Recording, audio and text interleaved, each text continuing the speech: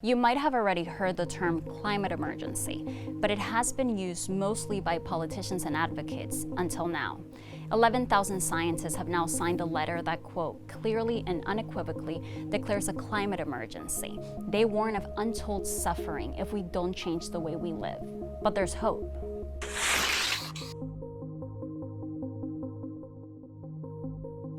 Scientists who wrote the report say there's 6 steps humanity can take to avoid the worst effects of climate change. So let's go through them.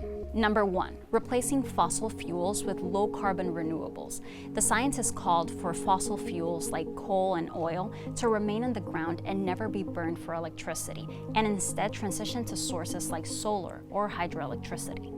Number 2, reducing the emissions of pollutants like methane. That's a gas that's more potent than carbon dioxide, and it comes from things like rotting food or cow burps. More on that in point number 4. Number 3, protecting the Earth's ecosystems. The letter calls for policies that would end the destruction of forests and instead restore them to absorb CO2. And now to that number 4. Scientists also called for eating less meat.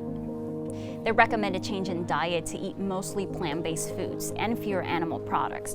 They also call for less food waste. Number 5, creating a carbon-free economy. The scientists suggest that governments should end subsidies to fossil fuel companies, and that wealthier countries should support poorer nations in transitioning to cleaner energy sources.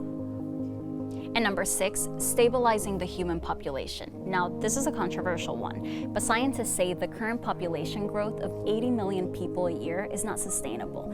The group called for investing into family planning services and girls' education. That last one is important because studies have shown the more educated the female population is, the fewer children they're likely to have. In the letter, the scientists also stated that the climate crisis is, quote, closely linked to the excessive consumption of the wealthy lifestyle, and that improving long-term sustainability and reducing economic inequality should come before growing wealth in the form of GDP.